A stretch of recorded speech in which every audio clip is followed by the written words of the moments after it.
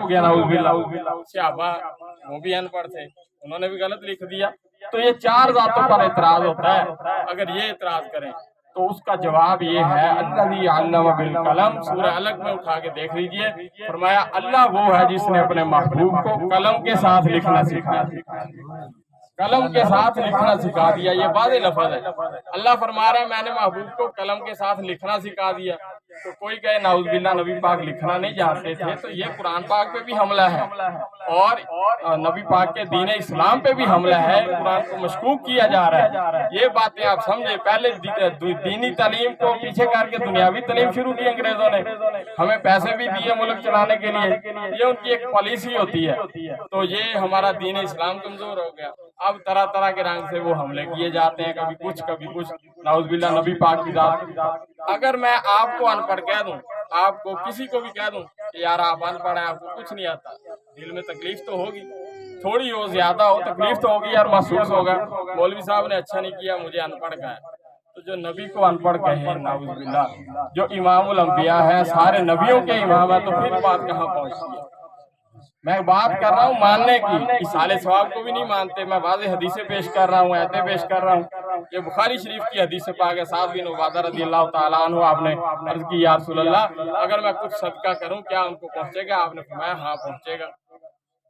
अगर नहीं मानते, अगर कहते हैं कि नहीं सामने रख के खत्म नहीं पढ़ना चाहिए, वैसे ही सदका कर दें तो वो पहुंचता है। तो कभी किया सामने रख के बगैर सदका कर दें, खैरात कर दें कि मेरी माँ के लिए खैरात है, वो वैसे कर दें। तो सामने रख के हम क्यों करते हैं? खैरात वही होती है। लेकिन बैठ के वुजू करके पाक होके किसी आलम दीन को बुला के कहते हैं कि वो दुआ कर दें, या अल्लाह ये सदका हमने किया है अपनी माँ के लिए, अपने बाप के लिए, तो कबूल फरमा। इसलिए कि इसकी कबूलियत बायस बरकत बन जाए। कोई नेक आदमी दुआ कर दे तो इसकी कबूलियत हो जाए, वही खैरात होती है। वही अगर खत्म के बगैर खिला दें तो वो भी सवाब पहुंचता है, खत्म दे के खिलाएं तो वो भी सवाब पहुंचता है, कुरान पाक का भी सवाब पहुंचता है। और ये अल्हम्दुलिल्लाह, मैं आम आदमी अपनी बड़ाई नहीं बयान करनी चाहिए, मैं सारा पढ़ा लिखा हूँ, हर मसलक के बुजुर्गों ने लिखा भी है कई जगह, सवाब पहुंचता है, सवाब पहुंचता है जिस जगह वो इनकार नहीं कर सकते। तो इख्तलाफी बातें हैं, लेकिन हमारी ड्यूटी है। अगर हम आज नहीं बताएंगे, क़यामत के दिन आप कहेंगे नाउज़ुबिल्लाह या अल्लाह हमें किसी ने तबलीग ही नहीं की, हमें किसी ने बताया ही नहीं है, इसलिए हमें ये गलती लगी। तो ये बताना हमारी ड्यूटी है, फर्ज है। अगर हम दो नंबरी करेंगे, आपके पास आए तो आपकी साइड मार दी, दूसरे मसलक वालों के पास गए तो उधर दूसरों का जिक्र कर दिया, जो बात हक है वो बयान ना की, तो इसमें हमारा कसूर है। सिर्फ हम पैसे दे, हमारे मसलक में ऐसे अनाथ खाना है, ऐसे आलिम है, जब वो देखते हैं कि दूसरों के पास गए हैं, उनको 100 के नोट नजर आते हैं तो वो बदल जाते हैं, तकरीर वही करते हैं जो उनकी ख्वाहिश के मुताबिक होती है। तो आप नाराज भी ना हो, ये बात मौजूद है। और उस बंदे ने बाकायदा तौबा की है, यूट्यूब पे क्लिप मौजूद है, उस बंदे ने बाकायदा तौबा भी की है। उसके मसलक वालों ने उस पर फतवा लगाया, मसलक की इख्तिलाफ भी न समझे, उसके मसलक के उलमा ने खुद कहा है कि आपने ये गलती की है, तौबा करें। तो हमारा अवाम तक ये पहुंचाना जरूरी है, ताकि कल कोई और उठ के इन अवाम को, जो हमारे अवाम दीन नहीं पढ़े हुए, इनको कोई गुमराह न कर सके, इनको हम बता दें कि हमारे नबी सब कुछ जानते थे। अब कुरान पाक 5वां पारा आयत करीमा, वअल्लमक मा लम तकुन तअलम व कान फज़लुल्लाहि अलैका अज़ीमा। अल्लाह ने फरमाया, ए महबूब आप जो भी नहीं जानते थे हमने आपको सब कुछ सिखा दिया। अल्लाह फरमाया कि मैंने महबूब को सब कुछ सिखा दिया है। तो मैं उनकी होकर एतराज करूं कि महबूब को कुछ भी नहीं आता, तो ये गलती है, मेरे इल्म में कमी है या मेरे दिल में बुग़्ज़ है, कोई वजह तो जरूर है जिसकी वजह से मैं कह रहा हूँ।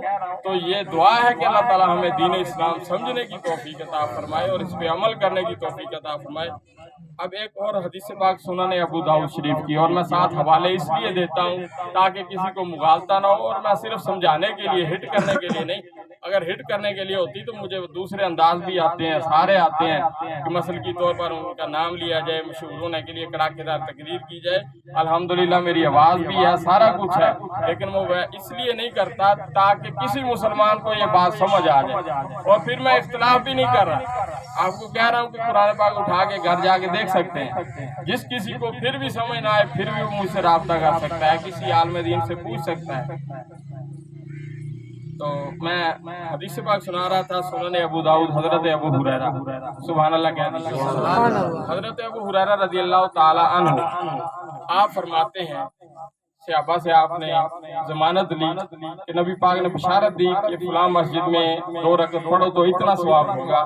آپ نے فرمایا من یضمن لی منکم ان یصلی فی المسجد العشاء رکعتین، کون ہے تم میں سے جو مجھے ضمانت دے کہ مسجد اشار میں میرے لیے 2 رکعتیں پڑھے، میرے لیے 2 رکعتیں پڑھے۔ تو پتہ چلا اگر کوئی اور 2 رکعتیں پڑھ کے حضرت ابو ہریرہ کو ثواب پہنچائے گا تو پہنچ جائے گا، پہنچائے گا تو پہنچ جائے گا۔ ثواب تو نامہ اعمال میں لکھا جانا ہے، زندہ کو بھی پہنچ سکتا ہے، فوت شدگان کو بھی پہنچ سکتا ہے۔ اور اس کی مثال یوں ہی ہے کہ میرے پاس پیسے ہیں 1000 روپے، میں کسی بھائی کو دے دیتا ہوں، میں نے یہ تمہیں دے دیے، فرق صرف اتنا ہے کہ میں 1000 اس کو دے دوں گا، خود خالی ہو جاؤں گا۔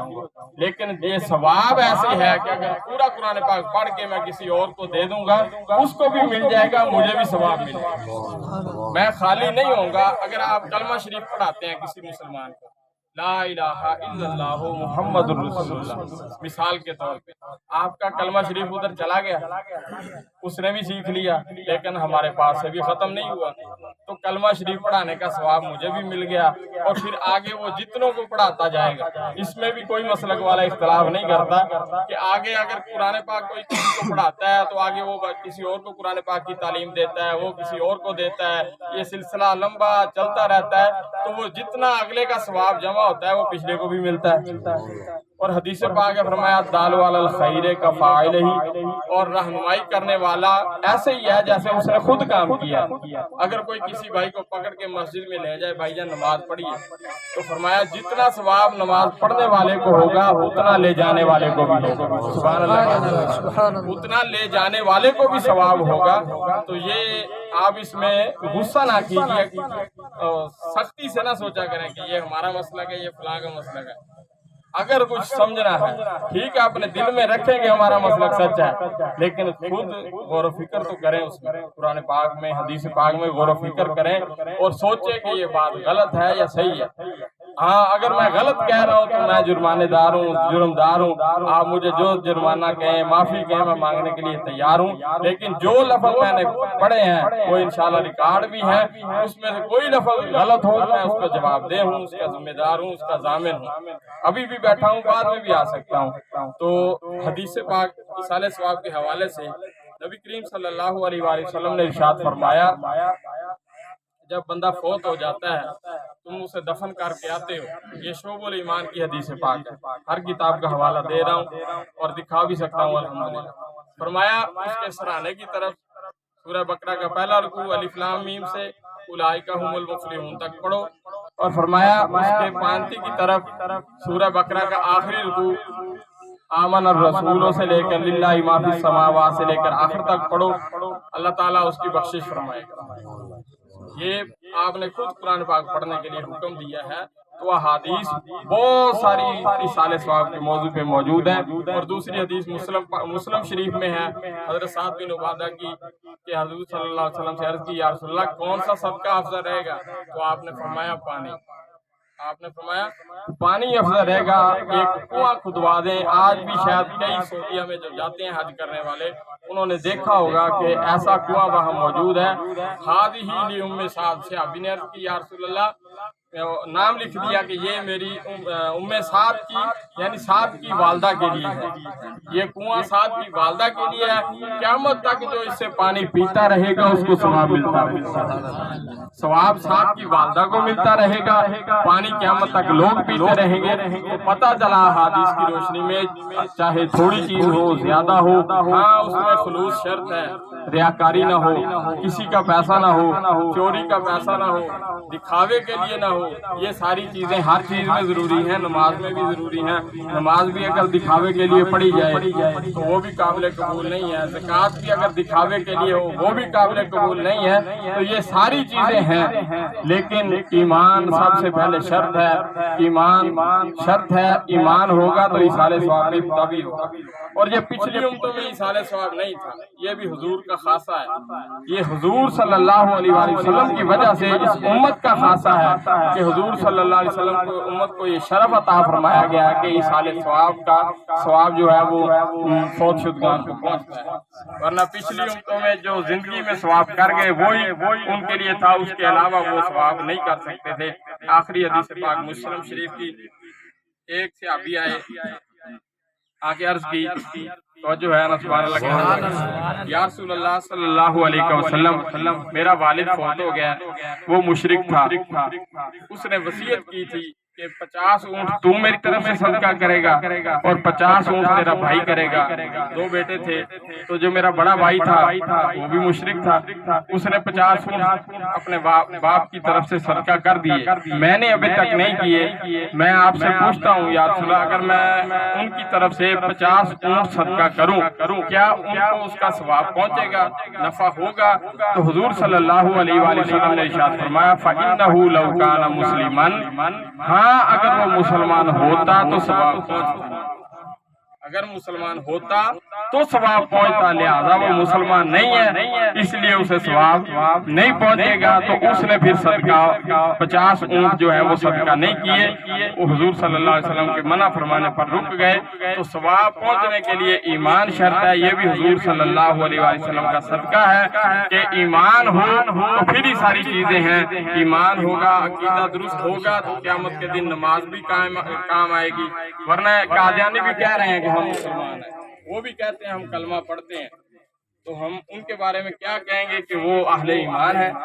بے شمار ہر بندہ کہتا ہے کہ ہم کلمہ پڑھتے ہیں، لیکن کوئی اہل بیت کی توہین کرتا ہے، کوئی صحابہ کی توہین کرتا ہے۔ اگر ہم کہیں کہ ہماری برادری ہے، ہمارے بننے سانے ہیں، لہذا مولوی صاحب یہاں ایسی تقریر نہ کرو، تو میں کوئی شدید لڑائی والی نہیں کر رہا، اللہ معافی دے، میں آپ کو قرآن و حدیث کی روح سے مسئلہ بتا رہا ہوں۔ اگر کوئی مانے گا تو اس کی مرضی ہے، نہ مانے گا تو قیامت کے دن ہر بندے نے اپنا حساب خود دینا ہے۔ اللہ تعالیٰ نے نبی کریم صلی اللہ علیہ وآلہ وسلم سے ارشاد فرمایا وَمَا أَنْتَ عَلَيْهِمْ بِوَكِيلٍ، محبوب جب تبلیغ فرما کر پریشان ہوتے تھے، لوگ نہیں مانتے تھے مشرک، تو اللہ تعالیٰ نے فرمایا محبوب آپ پریشان نہ ہوں، آپ کا کام تھا تبلیغ کرنا، اب آگے ماننا ان کا کام ہے، جو مانے گا اس کی مرضی، جو نہیں مانے گا اس کی مرضی، قیامت کے دن حساب سب کا ہو جائے گا۔ تو ایمان ضروری ہے، تو اگر ایمان نہیں ہے تو پھر کچھ بھی نہیں ہے۔ اور کچھ ایسے لوگ بھی ہیں جو کہتے ہیں نعوذ باللہ یزید رضی اللہ تعالی عنہ، یزید شہزادہ تھا، 2 شہزادوں کی جنگ تھی، اور کچھ ایسے ہیں جو اصحاب کو نعوذ باللہ برا کہتے ہیں۔ تو دعا ہے کہ اللہ تعالیٰ ہمیں جو اہل سنت و جماعت ایسا مسلک ہے، نہ اصحاب کو برا کہتے ہیں نہ اہل بیت کی توہین کرتے ہیں، ہمیں اس مسلک پہ ثابت قدمی عطا فرمائے۔ اور میں اپنے مسلک میں آ کے اپنے مسلک والوں کے بلانے پہ تقریر کر رہا ہوں، اگر آپ نہیں چاہتے ہمیں سننا تو بے شک آپ نہ بلائیں، نہ ہماری تقریر سنیں۔ اگر آپ دوسری جگہ پہ آ گئے ہیں تو اس کو برداشت کریں۔ تو میں اپنے مسلک والوں کی تو تبلیغ جو ہے وہ ہم نے کرنی ہے۔ دعا ہے کہ اللہ تعالیٰ ہمیں حق بیان کرنے کی توفیق عطا فرمائے اور ہم سب کو عمل کی توفیق عطا فرمائے۔